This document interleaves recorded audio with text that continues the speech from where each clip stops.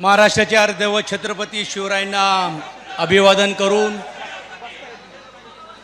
परमपूज्य भारतरत्न डॉक्टर बाबासाहेब आंबेडकर यांना अभिवादन करून हिंदू हृदय सम्राट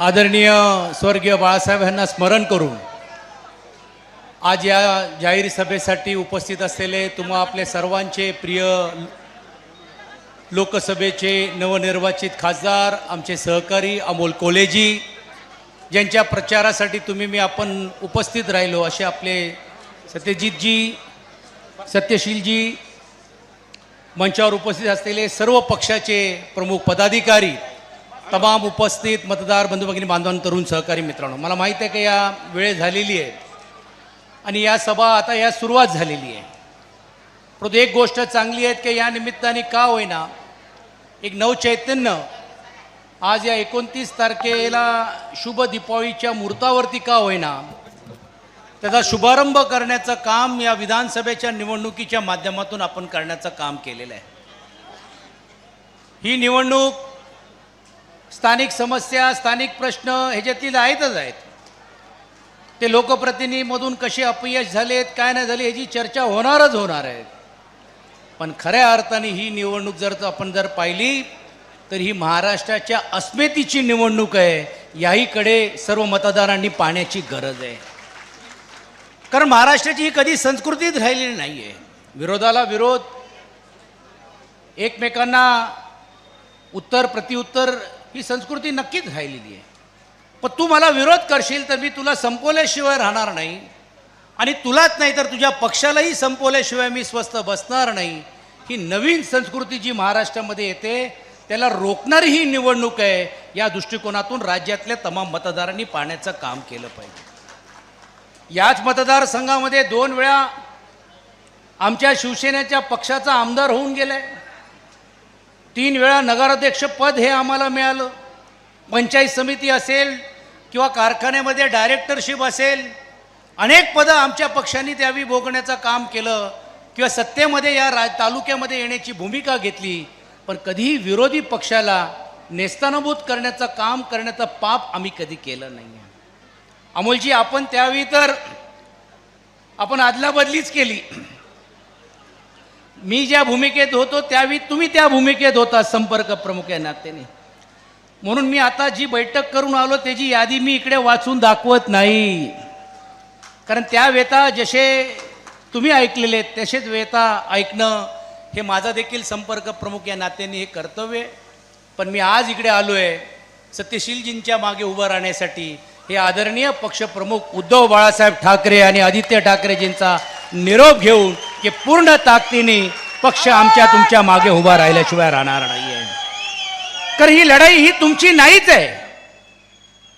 ठीक आहे विकास कामाच्या बाबतीत काही लोक आता मोठमोठ्याने ओरडतायत एवढे कोटी आणले तेवढे कोटी आणले सरकार आल्यानंतर हे सर्व आपण मागवणार आहोत RTIचे कार्यकर्ते मागवत आहेत पण आम्ही पण मागवणार आहोत किती कोटी कोणाला दिलेत कुठच्या पाईपलाईन झाली नाही झाली कुठच्या धरणाला नदी मिळाली नाही मिळाली काही तर टीका कालपर्यंत करत होते बिबटा पार्क व्हायला पाहिजे म्हणून आमच्याकडे अशी ओरड करत होते ते 2-2.5 वर्ष सत्तेमध्ये असताना त्यांनी कुठचा पार्क बनवला त्यांनी उद्यान कुठे केले काय केले ह्याचाही हिसाब आम्ही घेणार आहोत जे कालपर्यंत आमच्याबरोबर एकनिष्ठ म्हणून घेऊन काम करण्याचं काम करत होते आदरणीय पक्षप्रमुखांच्या मागे खंजीर खोपसून ते दुसऱ्याकडे गेलेत काही कमी लोकांनी बघितलं असेल आज ते माननीय आमदार वनगांची एक व्हिडिओ व्हायरल जी होते ती कृपया करून तुम्ही बघा पालघरचे आमदार वनगा यांनी जाहीर रीतीने सांगितलं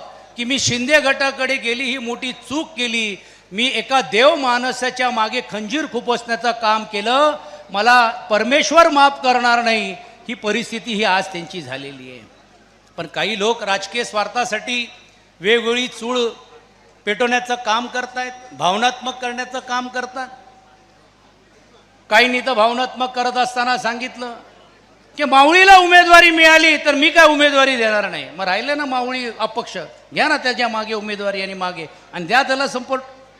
पण ते करणार नाही, कारण काही ना आपली राजकीय पोळी भाजून घ्यायची आहे. म्हणून मी मतदारांना आवाहन करीन की पहिला पार्सल जर कोणाचा पॅक करायचा असेल तर जे लोक बंडखोर करतायत किंवा जे लोक या आघाडीमध्ये बिघाडण्याचं काम करतायत ह्यांना बाजूला ठेवण्याचं काम करा. मावळीची चिंता तुम्ही करू नका, कारण मावळी माझ्यापेक्षा जास्त जवळचे खासदार साहेबांचे.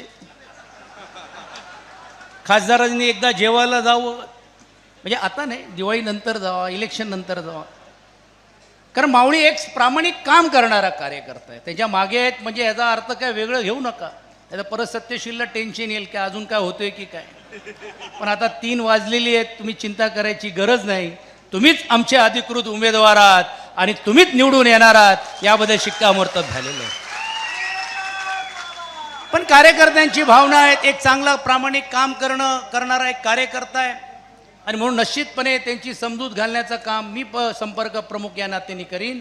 आपण व्यासपीठावर बसलेल्या लोकांनी पण आपल्याला एकत्रित करण्याचं काम त्यांना आपल्याला करायचं आहे, कारण त्यांनाही प्रवाहाच्या बाहेर ठेवून आपल्याला चालणार नाही. कारण ही लढाई ही लोकशाही टिकून हुकुमशाही संपवण्याचं काम करण्याचं काम करणारी ही लढाई आहे. आणि म्हणून मूळ उद्देश किंवा मूळ आपला लक्ष हे वेधण्याचा प्रयत्न करतायत, हे इकडे तिकडे फिरकवण्याचा प्रयत्न करतायत. म्हणून त्याच्यातून तुम्ही भरकट जाऊ नका. सत्यशीलजींच्या मागे उभं राहून पूर्ण रीतीने ताकदीने तुतारी या निशाणीच्या मागे उभं राहणं म्हणजेच लोकशाही टिकवणं. आदरणीय पवार साहेबांचा हात बळकट करणं म्हणजेच लोकशाही टिकवणं. आदरणीय उद्धवजींना साथ देणं म्हणजेच लोकशाही टिकवणं. आदरणीय राहुलजींना साथ देणं म्हणजेच लोकशाही टिकवणं. आणि मी तुम्हाला शब्द देतो की हे महाविकास आघाडीचा सरकार येतोय, सरकार येणारच आहेत. कारण लोकसभेमध्ये जनतेने दाखवून दिलं की आम्ही काय करू शकतो. कितीही कोटी वाटा, कितीही काही गोष्टी करा, पण आम्ही तुम्हाला धडा शिकवल्याशिवाय स्वस्थ बसणार नाही. आणि म्हणून आता त्यांना आमची माय माऊलीची आठवण होते. लोकसभेच्या नंतर भाऊबीजला कोण काही जर त्यांनी देण्याचं काम केलं तर त्याची जाहिरात होत नाही. पण आज मोठमोठी जाहिरात करण्याचं काम, आज लाडकी बहीण म्हणून करण्याचं काम ही मंडळी जी करतायत, ह्यांचाही देखील खरा पितळा हे या येणाऱ्या काळामध्ये आम्ही करून व त्यांचा खुलासा करून किंवा ते लोकांसमोर आणल्याशिवाय आम्ही राहणार नाही. कारण किती कोटी रुपयाची निधी ही एका योजनेला दिलेली आहे आणि आज लोकांचे पगार होऊ शकत नाही. आज अनेक कर्मचाऱ्यांचे पगार होऊ शकत नाही. अनेक योजना आहेत, अनेक मागासवर्गीय समाजाचे असतील किंवा ओबीसीचे असतील किंवा मराठाचे असतील, या वेगवेगळ्या संस्थेचे पण देखील पैसे देण्याचं काम करण्याचं काम केलेलं आहे.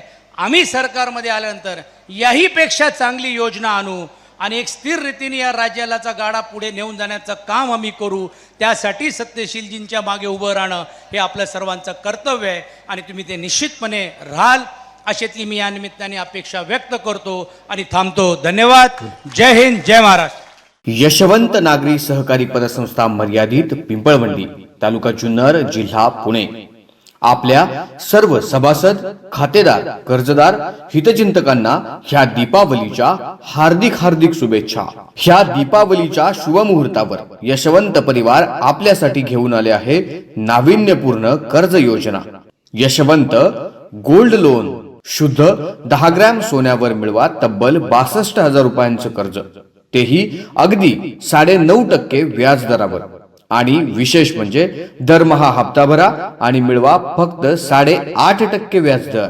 तात्काळ कर्ज मंजुरी आणि सोपी व जलद प्रक्रिया. यासोबतच मिळवा आकर्षक वाहन तारण कर्ज, तेही फक्त 11% व्याजदरात. त्यातही नियमित भरणा करून मिळवा 1% व्याजावर सूट, म्हणजेच 10% व्याजदरात मिळतंय वाहन तारण कर्ज, तेही आपल्या यशवंत पतसंस्थेत. आपल्यासह आपल्या कुटुंबाला यशवंत करण्यासाठी आताच भेट द्या यशवंत नागरी सहकारी पतसंस्था मर्यादित, पिंपळवंडी. आमच्या शाखा पिंपळवंडी, काळवाडी, बनकर फाटा, आळे फाटा आणि नारायणगाव. ह्या योजनांचा लाभ घेण्यासाठी आताच आपल्या जवळच्या शाखेला भेट द्या. यासह आकर्षक ठेव व्याजदर, त्यासोबतच दामदुप्पट ठेव, स्थावर मालमत्ता तारण कर्ज, अशा नानाविविध योजनांसाठी आताच भेट द्या यशवंत नागरी सहकारी पतसंस्थेला. संस्थेची ठळक वैशिष्ट्ये: कोर बँकिंग सुविधा 5 शाखांमार्फत उपलब्ध, NEFT, RTGS, IMPS, कुठेही पैसे पाठवणे, पैसे मागवण्यासाठी उपलब्ध, तसेच लॉकरची सुविधा, सुसज्ज इमारतीसह मुख्य कार्यालय व शाखा, तसेच संस्थेत लवकरच नेट बँकिंग आणि मोबाईल बँकिंग सुविधा सुरू होते. आपले नम्र माननीय चेअरमन महादेव भाऊसाहेब वाघ तसेच व्हाईस चेअरमन संस्थेच्या व्यवस्थापिका यशवंत नागरी सहकारी पतसंस्थेच्या वतीने आपणा सर्वांना दीपावलीच्या हार्दिक शुभेच्छा. धन्यवाद.